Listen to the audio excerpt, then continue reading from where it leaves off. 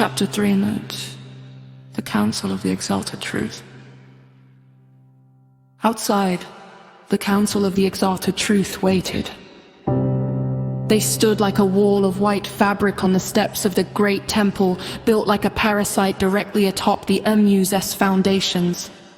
Their robes were heavy, embroidered with intricate patterns of the 94 elements, yet they wore them as incantations, not as chemistry.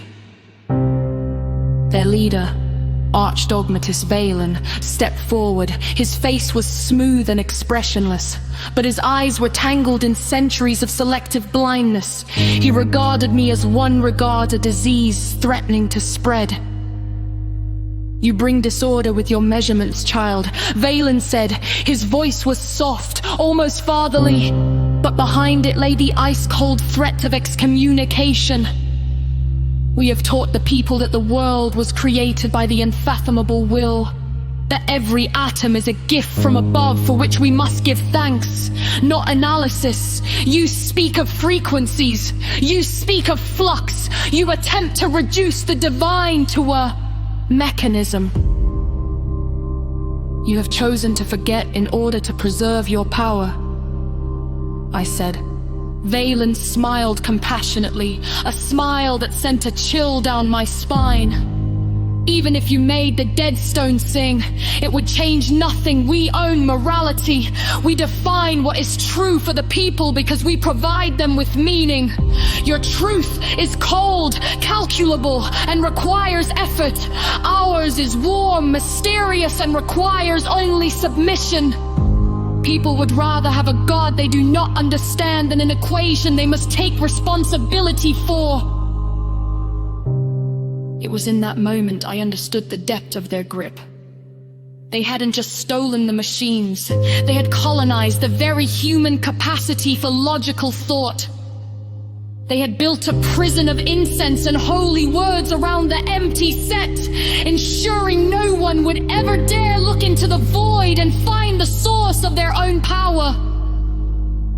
Today, we live in the remains. We burn oil and coal to extract a fraction of the energy that exists for free in every single cubic centimeter of vacuum. We call ourselves advanced because we have learned to manipulate the waste, the physical elements, while remaining totally blind to the dancer that creates them.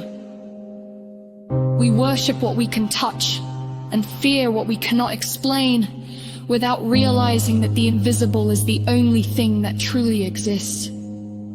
But the mUZS model is not lost. It merely sleeps. It waits in the angles of the ancient walls in Peru. It hums faintly in the dusty chambers beneath Giza.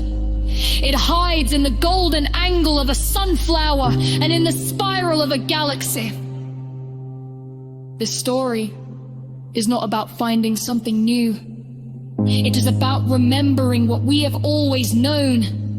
It is about finding the lost Risanero and learning to shake the empty set once more. For if we can rediscover the angle, we can restart the flux. And if we restart the flux, we will realize that we were never abandoned by some god. We had simply stopped listening to the symphony. Prepare yourself. To read further requires you to let go of everything you think you know about matter.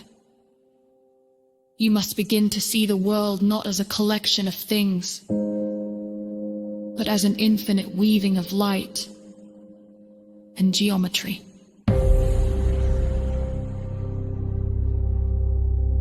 Welcome back to the future. Welcome home.